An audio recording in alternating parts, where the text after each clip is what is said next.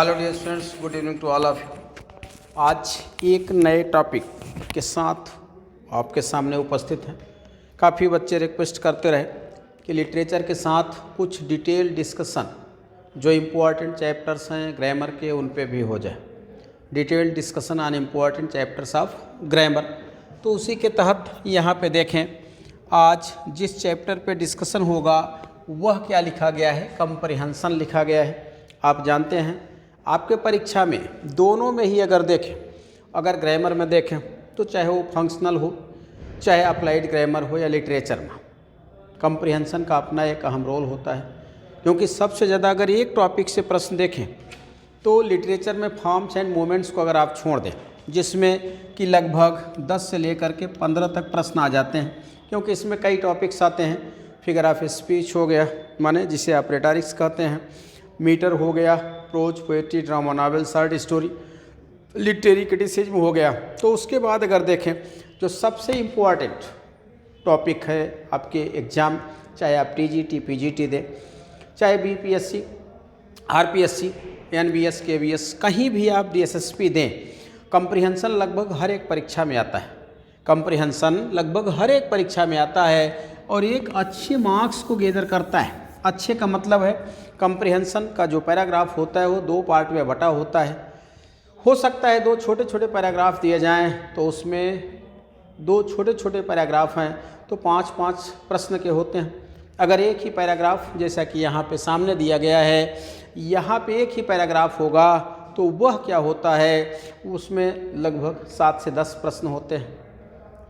तो एक major strength of questions को गैदर करता है। अब कंप्रिहेंशन को हम समझे कैसे, तो कई बार हमें कन्फ्यूजन हो जाता है कि जो रिस्पांस है it is given directly through the words between the lines, शब्दों के बीच में, कहीं ना कहीं लाइंस में शब्दों के बीच में प्रश्नों का उत्तर दिया गया है।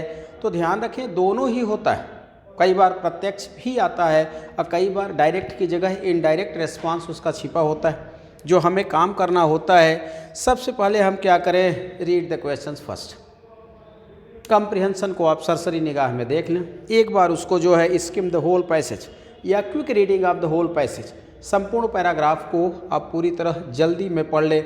बहुत रुकने की, बहुत अभी समझने की ज़रूरत नहीं। आप चाहें अगर तो उसको स्कैन करने का प्रयास करें कि यह पैराग्राफ इस पॉइंट के बारे में, इस थीम से रिलेटेड है, उसको आप जल्दी पढ़ें। उसके बाद identify the central idea of the paragraph.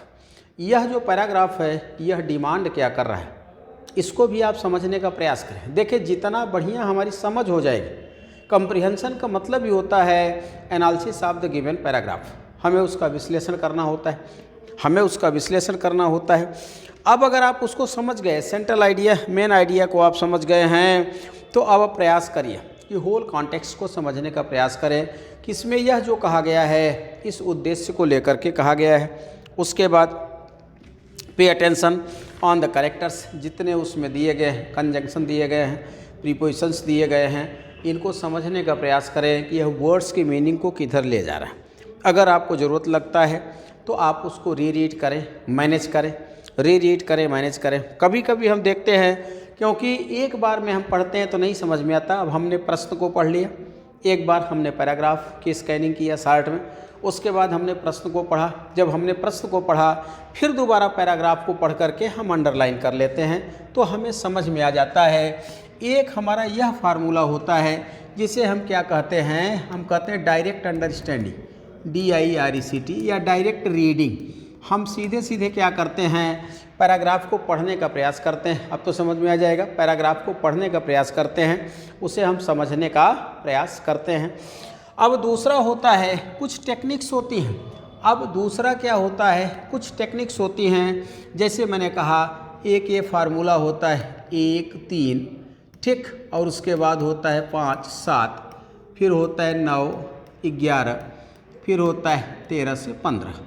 तो अब अगर मान लीजिए कोई ऐसा पैराग्राफ दिया गया है जिसमें टोटल नंबर ऑफ़ क्वेश्चंस कितने हैं, अगर मान लीजिए 10 प्रश्न आते हैं, शुद्ध इनको आप देख लें। अगर आपके पैराग्राफ में 10 प्रश्न आए हुए हैं तो अगर 10 प्रश्न आए हुए हैं तो उन 10 में देखें अगर उनका आप क्लासिफिकेशन करेंगे तो 7 प्रश्न जो होते हैं यह सीधे पैराग्राफ से आते हैं, यह सीधे पैराग्राफ से आते हैं 7 प्रश्न।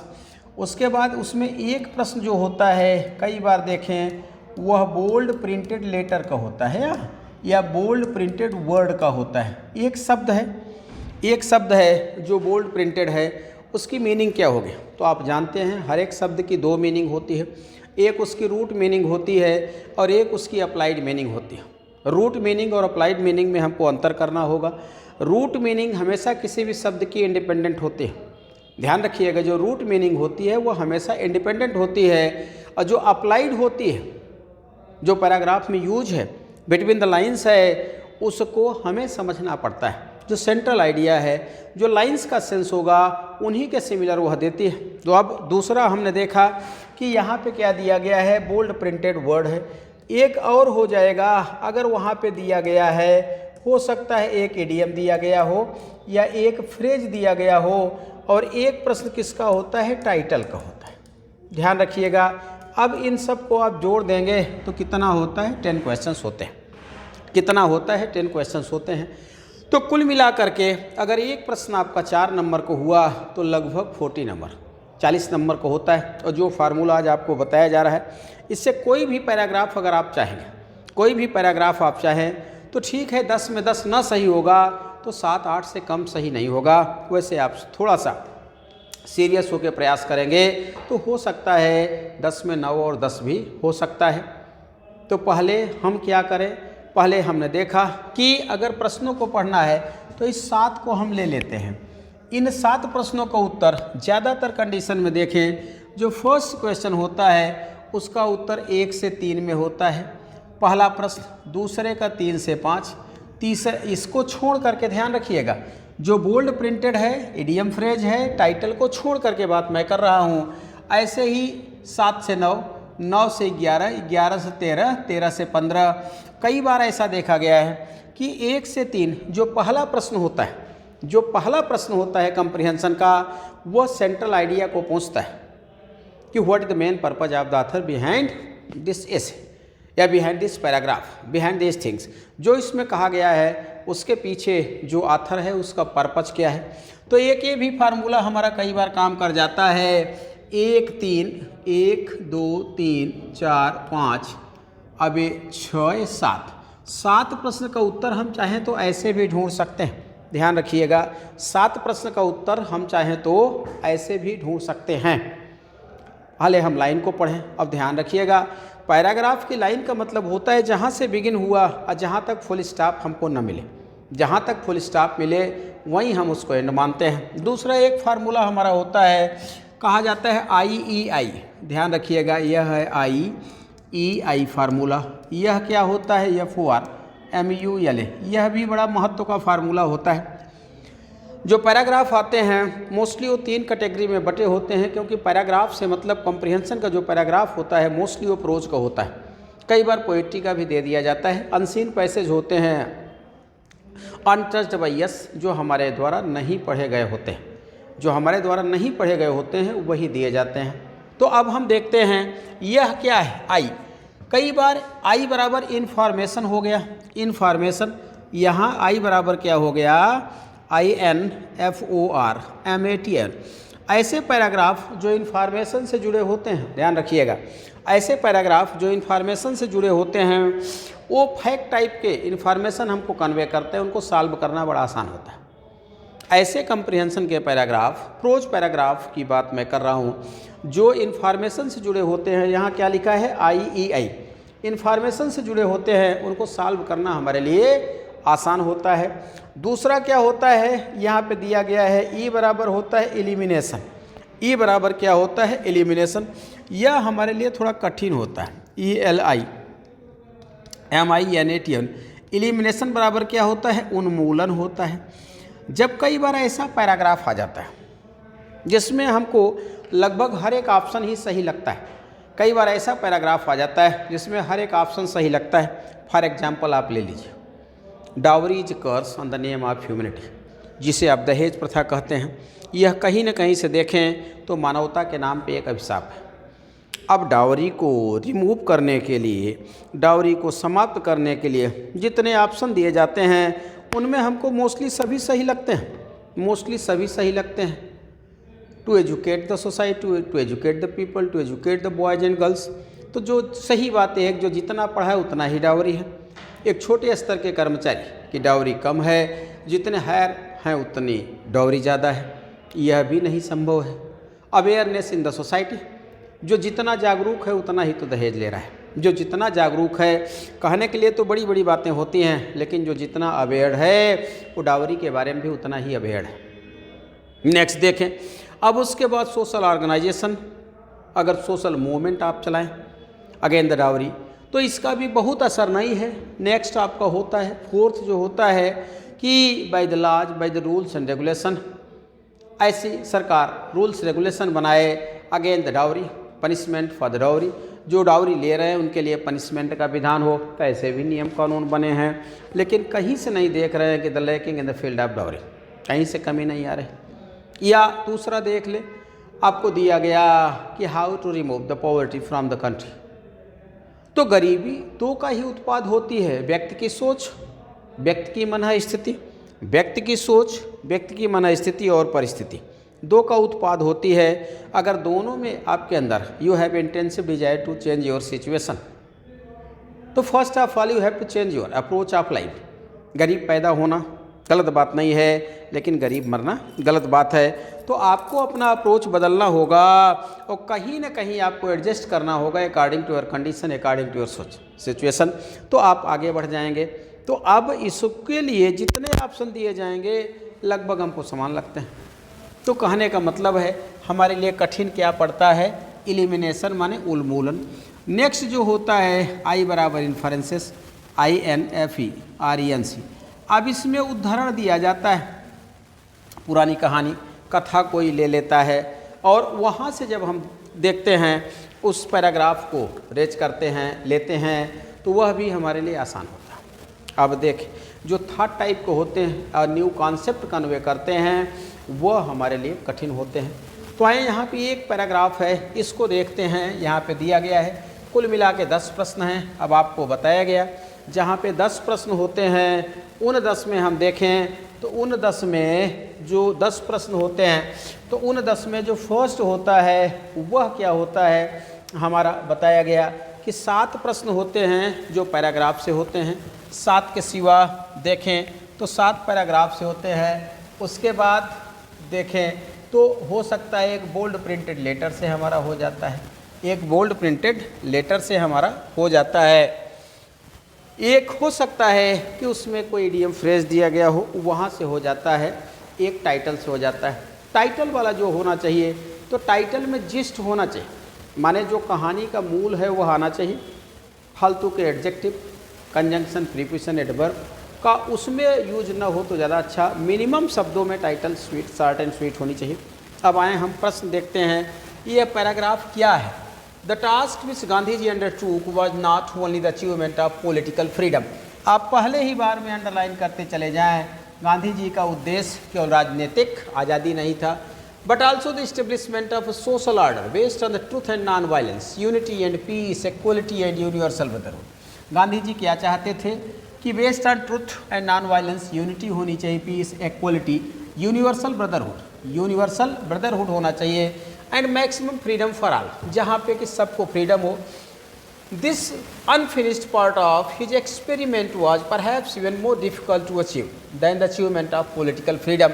माने गांधी जी का जो कार्य था वो greater than the political freedom था। अब तो आपको समझ में आ रहा होगा गांधी जी का जो पर्पस था वह क्या था, वह greater than the political freedom था, क्योंकि political struggle involve fight against foreign power. Gandhi ji किसके लिए संघर्ष कर रहे थे, to fight against the foreign power, and all one could do was either join it or wish it success and give it his moral support. इसके लिए आप दो चीज़ कर सकते थे, या तो हो सकता है कि आप इसमें डायरेक्ट पार्टिसिपेशन करते, और अगर आप डायरेक्ट पार्टिसिपेशन न भी करें तो एक मोरल सपोर्ट, लेखक का कहना है कि आप give it moral support. In establishing the social order of this pattern there was likely possibility of conflict arising between groups and classes of our own people, और गांधी जी का यह जो फ्रीडम मूवमेंट था यह और ज़्यादा कठिन था। यह और ज़्यादा क्यों कठिन था? क्योंकि कहीं न कहीं internally our own people were angry, they were not agree on the principle of trusteeship of Gandhi ji. Non violence तो ठीक था, फ्रीडम तो ठीक था, लेकिन जो फ्री इक्वालिटी, फ्रीडम, फ्रेटर्निटी था, द प्रिंसिपल ऑफ ट्रस्टीशिप, इसके सपोर्ट में नहीं थे। In establishing the social order of this pattern, there was lively possibility of conflict rising between groups and classes of our own people. Experience so that man values his possessions even more than his life. बहुत अच्छी line है, इसको ध्यान रखिएगा, हर हालत में प्रश्न बनेगी। जब आप पढ़ें तो ऐसे ही देख लें, एक पेंसिल लिए रहें, आप उसको टिक कर लें, तो हमें जहाँ तक लगता है अगर गंभीरतापूर्वक आप पढ़ें, स्कैन करें वर्ड्स को, सेंस को, तो पहली ही बार में उसका रिस्पांस दिख जाता है। Man values his possessions even more than his life. व्यक्ति जो है अपनी परिसंपत्तियों को अपने जीवन से ज़्यादा मानता है। व्यक्ति को लगता है they will remain here, they will continue here after me, मैं न भी रहूँगा तो ये रहेंगे। Then his life because in the form he sees the means for perpetuation and survival of his descendants, क्योंकि यह परिसंपत्तियाँ किसको मिलेंगी? डिसेंडेंट्स को। Even after his body is reduce to ashes, भले ही वह मिट्टी में मिल जाए, राख हो जाए। A new order cannot be established without radically changing the mind and attitude of men towards property, and at some stage or the other, the haves have to yield place to the have-nots. जिसके पास haves माने है, उसे have-nots को देना होगा। We have seen in our time attempts to achieve a kind of, तो चलें देख लें। अब अभी जहाँ तक देखा गया उसके हिसाब से यह लगता है कि यह जो पैराग्राफ है यह हमारे सामने दो बिंदु को रखता है, 2 पॉइंट्स को हमारे सामने रखता है कि यह जो हैव्स हैं वो हैव नॉट का सपोर्ट करें। अब attempt to achieve a kind of egalitarian society, अब जहाँ पे शब्द आता है एग्लिटेरियन तो समतावादी, समतामूलक, समानतावादी हो गया, ये शब्द आ सकता है। इसकी मीनिंग क्या है? And the picture of it after it was achieved, but this was done by an law the use of physical force. In the ultimate analysis, it is difficult, if not impossible, to say that the instinct to possess have been rooted out, or that it will not reappear in an even worse form under a different guise. It may even by that like a gas kept confined within containers. अब इसमें देखें, संपत्ति का सिद्धांत लेखक ने लिखा है कुछ ऐसा ही होता है। जो संपत्ति का सिद्धांत होता है वह कुछ ऐसा ही होता है, ऐसा कर दिया गया।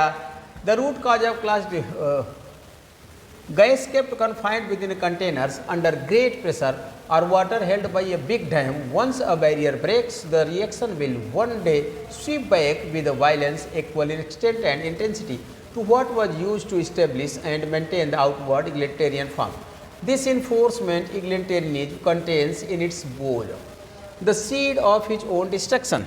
अब यहाँ पे कहना है कि ये जो समतावादी सिद्धांत है यह कहीं ऐसा तो नहीं है जैसे एक डैम है, उसमें पानी भरा है, किसी कारण से डैम टूटता है तो पूरा का पूरा पानी भी बाहर निकल जाता है, डैम भी बर्बाद हो जाता है। तो एक समतावादी समाज की स्थापना में यह भी डर लगता है। The root cause of class conflict, एक और दिक्कत है, क्लास कॉन्फ्लिक्ट से प्रश्न बन सकता है, राइज हो सकता है। Is positiveness are the instinct, लोगों के पास जो होता है उसको कोई छोड़ना नहीं चाहता। So long as the ideal that is to be achieved is one of securing the maximum material satisfaction, क्योंकि लोगों को सेटिस्फैक्शन मटेरियल अचीवमेंट में मिलता है। Positiveness can neither be suppressed nor eliminated but will grow on what it fits nor will it cease to be such in it positiveness still whether it is confined to only a few or is shared by many. If egalitarianism is to endure, it has to be based not on the possession of the maximum material goods by a few or by all. अब लेखक का कहना है कि अगर आपको समतावादी बनना है तो समतावादी बनने के लिए केवल सिद्धांत से काम चलने वाला नहीं है, कहीं न कहीं आपको अपनी परिसंपत्तियों को छोड़ना होगा। Material goods by a few और बाय ऑल, अब सब पे दावा न करें but on voluntary enlightenment, renunciation of those goods which cannot be shared by others or can be enjoyed only at the expense of others. This calls for substitution of spiritual values for purely material ones. The paradigm of material satisfaction that is sometimes equated with progress these days neither spells peace nor progress. Mahatma Gandhi has shown us how the acquisitive instincts inherent in man could be transmuted by the adoption of the ideal of trusteeship. अब यह भी पूछा जा सकता है by those who have for the benefit of those who have not. अब एक गांधी जी का ट्रस्टीशिप का सिद्धांत कहता है उन लाइन पे, उन पॉइंट पे आप ज़्यादा फोकस करें जहाँ से प्रश्न बनने की पूरी संभावना है, so that instead of leading to exploitation and conflict it would become a means and incentive for the amelioration and progress of society respectively. Gandhi ji का कहना है अगर हम ऐसा करते हैं तो हो सकता है सामाजिक सौहार्द के साथ ही देश में परिवर्तन ले आया जा सके, और वही क्या होगा, वही जो होगा रियल आज़ादी होगा। तो select the best option to complete the sentence. Gandhi ji aimed at, अब ध्यान से देखिएगा, एक ही बार प्रश्न को पढ़ा गया है और ध्यान से देखेंगे जिन को अंडरलाइन किया गया था वही यहाँ आए होंगे। प्रश्न क्या है, select the best option to complete the sentence. Gandhi ji aimed at achieving political freedom. Gandhi ji का पर्पज केवल राजनीतिक एकता नहीं था।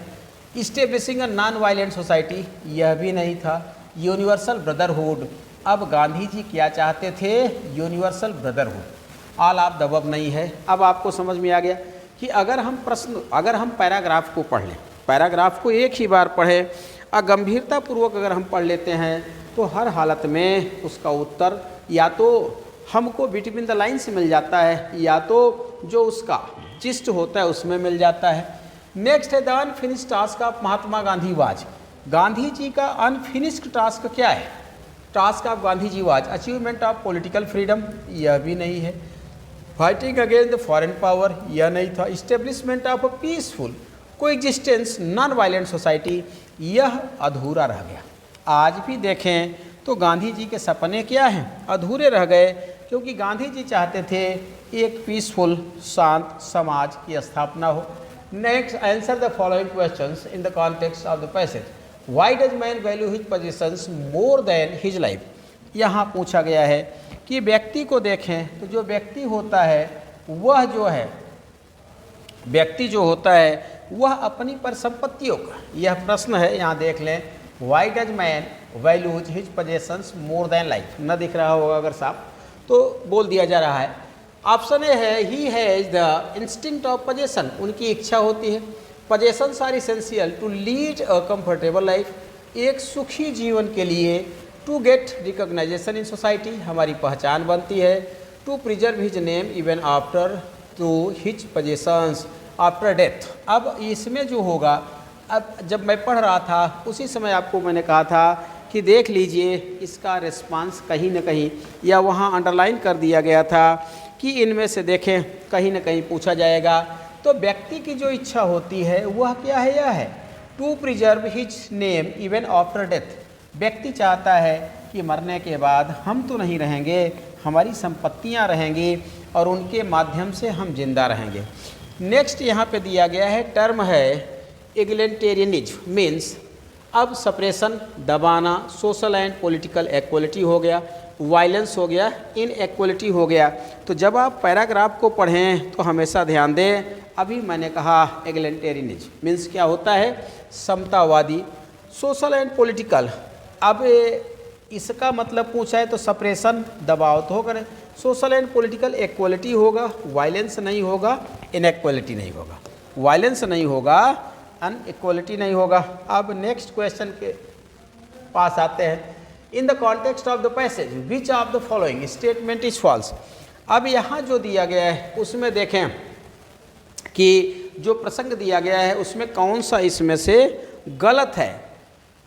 तो पहला है in the context of the passage which of the following statement false. The instinct of possession causes conflicts, ये संपत्ति, देखें स्टेटमेंट इज फॉल्स, गलत कौन है, instinct of possession causes conflict, सही है। संपत्ति की चाहत ही कहीं न कहीं से देखें तो संघर्ष को जन्म देती है। The instinct of possession can be rooted out completely, इसको रूट आउट किया जा सकता है, यह भी सही है। Satisfaction of material needs can not even peace and progress, of material needs can not earn peace and progress. जब हम सेटिस्फाइड होते हैं तो हमको पीस प्रोग्रेस मिलती है। Conflicts between groups and classes are bound to rise.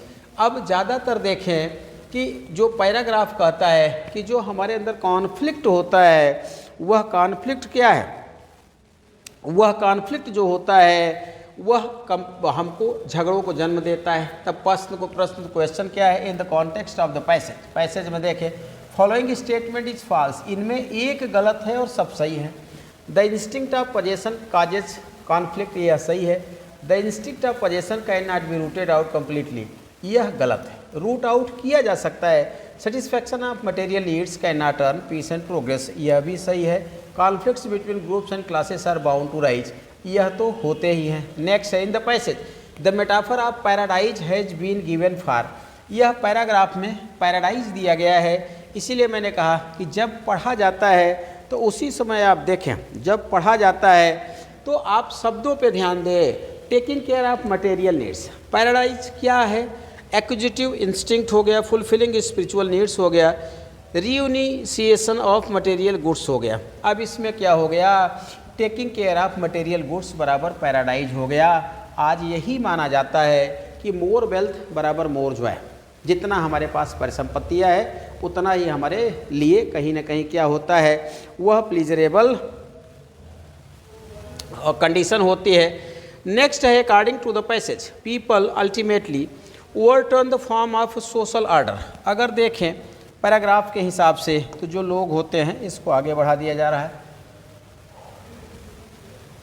According to the passage people ultimately overturn the form of a social order which is based on coercion and oppression which does not satisfy their basic needs, which is based on conciliation and reapproachment होना चाहिए, which is not congenial to the spiritual values of the society. According to the passage people ultimately overturn the form of a social order। अगर paragraph कर रहा है कि लोगों को देखें तो कैसे मतलब समाज के जो मानक हैं क्या वो बदलते हैं, तो which is based on coercion and operation. Coercion बराबर क्या होता है, दबाव देना, प्रताड़ित करना, ऑपरेशन करना। Based on coercion and operation, यह भी गलत है। Which does not satisfy their basic needs, यह भी सही है। Which is based on conciliation and rapprochement which is not congenial to the spiritual values of the people. अब यह कह रहा है passage people ultimately overturn the form of a social order. Social order के खिलाफ क्यों बोलना शुरू कर देते हैं, जब उनको ऐसा लगता है, जब उनको ऐसा लगता है कि यह जो है नियम कानून हमारे अगेंस्ट हैं, हमारी व्यवस्था के अगेंस्ट हैं, या जिस भी कम्युनिटी के हम हैं उसके अगेंस्ट हैं, तो लोग नाराज़ हो जाते हैं। तो इसमें क्या हो जाएगा, इसका राइट रिस्पॉन्स ये हो गया। Next, according to the passage which of the following statement is not true. Paragraph के हिसाब से देखें तो इनमें से कौन सा सही नहीं है, ए यहाँ हो गया according to the passage which of the following statement is not true. A social order based on truth and non violence alone can help the achievement of maximum freedom of all. अब लेखक का कहना है कि a social order based on truth and non violence alone can help the achievement of maximum freedom. Non violence और truth के आधार पर हम मैक्सिमम फ्रीडम प्राप्त कर सकते हैं। In establishing the social order of Gandhi ji pattern the possibility of conflict between different classes hardly exist. Hardly exist का मतलब है अगर गांधी जी जिस व्यवस्था को चाह रहे थे उसको हम देखें तो उसमें कॉन्फ्लिक्ट की पॉसिबिलिटी बहुत कम होती। It is difficult to change the mindset of people towards property. यह बड़ा कठिन है कि प्रॉपर्टी के प्रति लोगों के माइंडसेट को बदला जा सके। In the egalitarian society material satisfaction can be enjoyed only at the expense of others. अब ये जो एक उपयोगितावादी जो समतावादी हमारा समाज होता है वह उसमें मटेरियल प्रोग्रेस को दूसरे को कह रहा है कि हार्डली क्या है, in the egalitarian society material satisfaction can be enjoyed only at the expense of others, यह भी गलत है। The social order based on truth and non violence alone can help the achievement, यह भी गलत है। In the establishing the social order of Gandhi pattern. अब लेखक कह रहा है कि जो गांधी जी का पैटर्न है the possibility of conflict between different classes hardly exist. अगर गांधी जी की बात मान जाए तो हो सकता है कि जो विद्रोह होता है वह कम हो। गांधी जी का मतलब कि ट्रस्टीशिप के सिद्धांत को फॉलो कर ले कि जो है माने जिनके पास है उसको अपना ट्रस्टी माने। हैव नॉट, जिनके पास नहीं है स्वेच्छा से उनको दे दें, तो इसमें संघर्ष की स्थिति बहुत कम बनेगी और यही पैराग्राफ में दिया गया है। In the context of the passage what is meant by adaptation of the ideal of trusteeship. देखिए वहाँ मैंने अंडरलाइन किया था कि ट्रस्टीशिप को पूछेगा, वहाँ मैंने कहा था कि इसमें ट्रस्टीशिप को पूछेगा कि ट्रस्टीशिप के सिद्धांत से मतलब क्या है, to equate peace and progress with material satisfaction. अब दोनों में एक बैलेंस होना चाहिए, material satisfaction, peace and progress haves to adopt the ideal for the benefit of society. The privilege class voluntary substitution of spiritual values by material values by those who live in the paradise of material satisfaction। अब लेखक का कहना है कि स्वतः जो spiritual values और material values है दोनों में एक बैलेंस होना चाहिए, और स्वतः जो सेटिस्फाइड हैं अपने अचीवमेंट से वो परिसंपत्तियों को ट्रांसफ़र कर दें, तो यह नहीं हो सकता है। तो लेखक के हिसाब से इन the context of the passage what is meant by adaptation of the ideal of trusteeship.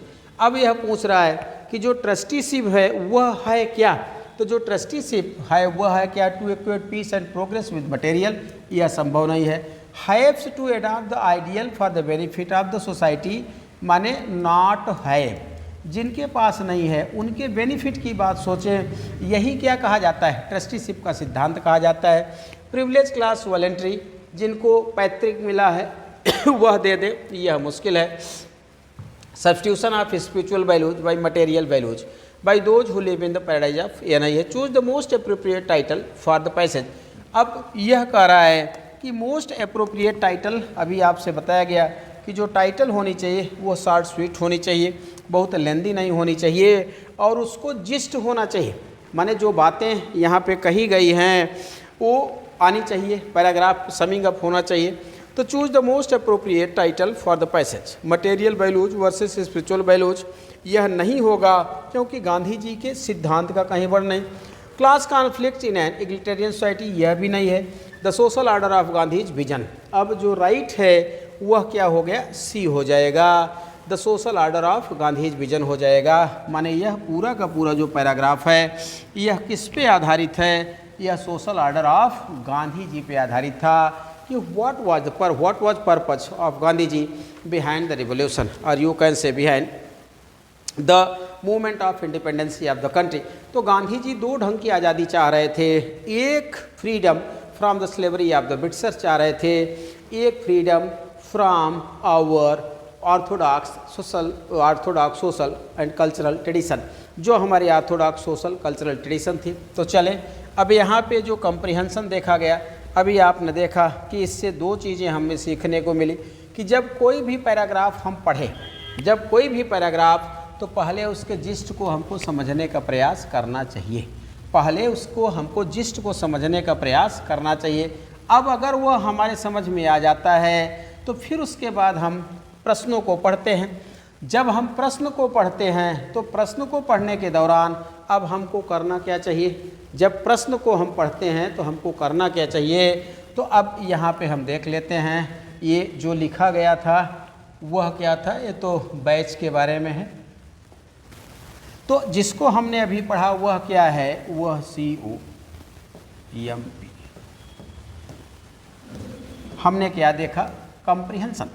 अब कम्प्रिहेंसन के बारे में हमने जो टिक अपनाया वह क्या है, उसमें नंबर एक आपने देखा कि पैराग्राफ को हम अच्छे से पढ़ें, वह हम पैराग्राफ को अच्छे से पढ़ें, पैराग्राफ को अच्छे से पढ़ें। अगर हमारे कम्प्रिहेंसन में टोटल कितने क्वेश्चन हैं, 10, अगर मान लीजिए हमारे कम्प्रिहेंसन में 10 हैं, 10 क्वेश्चन हैं, तो वह 10 आते कैसे हैं, एक आपने देखा किससे जुड़ा होगा, एक टाइटल से जुड़ा होगा, तो फिर एक हमारा प्रश्न किससे जुड़ा होगा, एक हमारा बोल्ड लेटर या बोल्ड वर्ड से जुड़ा होगा, तो फिर एक हमारा जो होगा वह किससे जुड़ा होगा, वह इडियम या एक फ्रेज दी गई होगी, वो एक हमारा क्या होता है, उससे जुड़ा होता है। और फिर उसके बाद जो 7 प्रश्न होते हैं वह किस पे आधारित होते हैं, वह पैराग्राफ पे आधारित होते हैं। वह किस पे आधारित होते हैं, वह पैराग्राफ पे आधारित होते हैं। तो अब देखें, जो पैराग्राफ पे आधारित होते हैं उनको हम पहले देख लेते हैं कि जो आपको फार्मूला बताया गया, ये 10 क्वेश्चंस हैं। आपको फार्मूला क्या बताया गया, अभी आपने देखा, आपको फार्मूला बताया गया कि जो हम पहला काम करते हैं वह क्या करते हैं, जो हम पहला काम करते हैं पूरे पैराग्राफ को सरसरी निगाह में हम पढ़ते हैं। पूरे पैराग्राफ को सरसरी निगाह में हम क्या करते हैं, पढ़ते हैं। अब उसके बाद एक एक प्रश्न को सॉल्व करने का प्रयास करते हैं। तो पहले हम पैराग्राफ का नेचर समझने का प्रयास करते हैं, यह किस प्रकार का है। आपको बताया गया जो पैराग्राफ आता है वह 3 प्रकार का होता है। एक होता है आई, और दूसरा क्या होता है, ई होता है, और तीसरा आई होता है। अब यहाँ पे देखें, तीनों आई ई आई का मतलब क्या होता है, मैंने इसको डिटेल में आपको बताया है। आई ई आई फार्मूला, आई ई आई क्या है, FORMULA, ये क्या बताया गया आपको, आई ई आई फार्मूला बताया गया। अब यह जो आई ई आई फार्मूला है यह वर्क कैसे करता है, आपको यह भी बताया गया कि यह वर्क करता है 2 ढंग से। अगर यह नॉर्मल है, आपको बताया गया कि अगर यह नॉर्मल है, नॉर्मल से हमारा अभिप्राय क्या है कि अगर मान लीजिए जो यहाँ पे पैराग्राफ दिया गया है, आपको जो यहाँ पे पैराग्राफ दिया गया है, आई बराबर इन्फॉर्मेशन, वह किसी सूचना से जुड़ा हुआ है। आई बराबर इन्फॉर्मेशन, अगर वह किसी सूचना से जुड़ा हुआ है तो फैक्ट होते हैं। जैसे मान लीजिए अभी ये थॉट टाइप का था, जो पैराग्राफ आपके सामने सॉल्व किया गया, तब भी कहीं से यह डिफ़िकल्ट नहीं था। आप कोई भी ले ले, वह इजीली सॉल्व हो सकता है।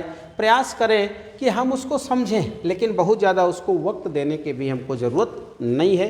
तो आज हम लोगों ने क्या देखा, हमने देखा कि how to solve a comprehension, how to solve an unseen paragraph in the exam. परीक्षा में गंभीरतापूर्वक हमको सरसरी निगाह में एक बार पैराग्राफ को पढ़ना है। पैराग्राफ को पढ़ने के दौरान अगर कुछ चीज़ें हमको लगती हैं कि here the author can raise a question, यहाँ से the examiner can raise a question, यहाँ से प्रश्न उठ सकता है, तो आप उसको हर हालत में अंडरलाइन कर लें। जैसे आप प्रश्न को पढ़ेंगे तो आपका माइंड खुद स्ट्राइक करेगा कि yes I have studied all this things earlier, इन सब चीज़ों को मैंने पढ़ा है। तो आज का क्लास यहीं तक। नेक्स्ट वीडियो में नेक्स्ट कॉम्प्रिहेंशन का एक पैराग्राफ सॉल्व करने की ट्रिक बताई जाएगी। Okay, best of luck, good night to all of you, bye.